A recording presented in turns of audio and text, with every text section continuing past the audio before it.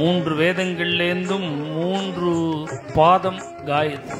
வேதத்தினுடைய சாரம் தான் காயத்ரி. அதனாலதான் ராமாயணத்துல காயத்ரி ராமாயணம்னே. யாருக்கு மகாபாரதம் சிரவணம் பண்ற பாக்கியம் கிடைக்கும்? ஜென்ம ஜென்மமா பண்ணின பாபத்தெல்லாம் போக்கும் ராமாயண சிரவணம் பண்ணி. நாம சிரவணம் பண்ணினா பாக்கியம் உண்டு, புண்ணியம் உண்டு.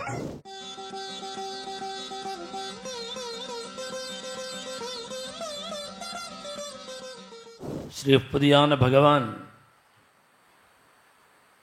திரேதாயுகத்திலே சக்கரவர்த்தி திருமணாக அவதாரம் பண்ணின அந்த ஸ்ரீ ராமாவதார சரித்திரத்தை வால்மீகி மகரிஷி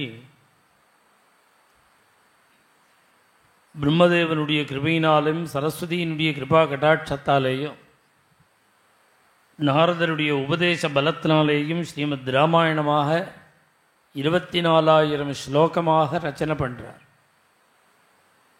புண்ணியம் வேதைஷ்ட சம்மிதம் அப்படின்னு சங்கேப ராமாயணம் நாரத சுவாமி சொல்கிறார். வேதமே ராமாயணமாக வந்திருக்குன்னார். வேதம்தான் காயத்ரியும். திரிபியேவது வேதேபியா, மூன்று வேதங்கள்லேருந்தும் மூன்று பாதம் காயத்ரி.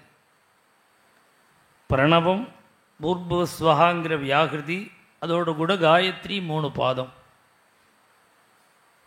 இந்த 3 பாதம் 3 வேதம். வேதத்தினுடைய சாரம் தான் காயத்ரி. அதனால தான் ராமாயணத்தில் காயத்ரி ராமாயணம்னே உண்டு. 24 அக்ஷரங்கள் காயத்ரிக்கு. அந்த 24 அக்ஷரத்துக்கு 24 ஸ்லோகம்.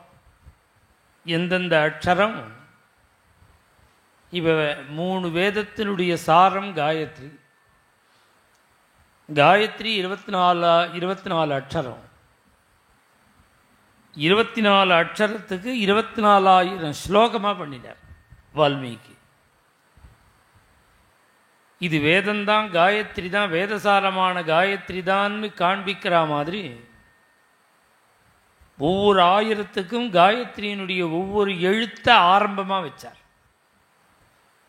இவர் ராமாயணம் தபஸ்வாத்தியாய நிரதம்னு ஆரம்பம். முதல் எழுத்து த. இதுதான் காயத்ரி தத்சவிதுகுன்னு ஆரம்பம்.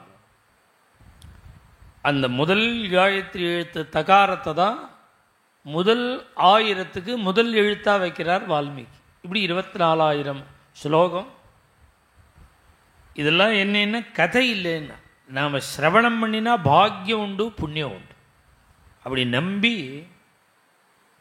நிறையா பகவத்குணம் சிரவணம் பண்ணியிருக்கு. எங்கள் தாத்தாலாம் சொல்லுவார், ராமாயணம் கேட்டு பிறந்த பையனுக்கும் ராமாயண சிரவணம் பண்ணாமல் இருந்தபோது பிறந்த பையனுக்கும் மூஞ்சியை பார்த்தாலே தெரியும் பாரு, அவன் முகத்தை பார்த்தாலே தெரியும் வித்தியாசம் பாரு.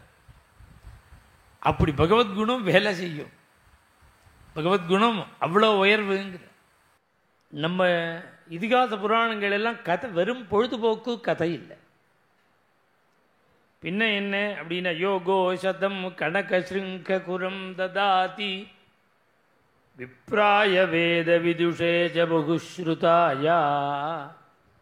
யாருக்கு மகாபாரதம் சிரவணம் பண்ணுற பாக்கியம் கிடைக்கும்னா, இப்போ இதெல்லாம் சொல்லும்போது அதையும் சொல்ல வேண்டியிருக்கு. கதையை பகவத்குணமாக சொல்ல மாட்டேங்கிறான் எல்லாரும்.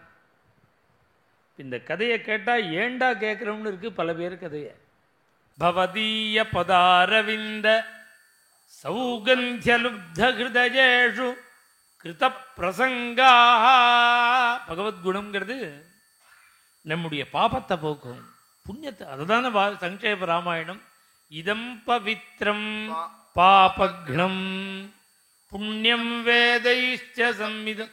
ஜென்ம ஜென்மமாக பண்ணின பாபத்தெல்லாம் போக்கும் ராமாயண சிரவணம் பண்ணினா. ராமாயண சிரவணம் பண்ணினா பாபம் போக்கும், போகுங்கிறது ஆட்சேபம் அல்ல. நீ எப்படி சொல்லணும்? பகவத்குணமாக சொல்லணும். ராமச்சரித்திரமாக சொன்னாதான் பாபம் போகும். நீ வெட்டி பேச்சு அக்க போர் வம்பெல்லாம் பேசினா பாபம் போகாது. மேலும் இது போன்ற சிறப்பான நிகழ்ச்சிகளை காண இப்போவே லைக் பண்ணுங்க, ஷேர் பண்ணுங்க, மறக்காம சப்ஸ்கிரைப் பண்ணுங்க.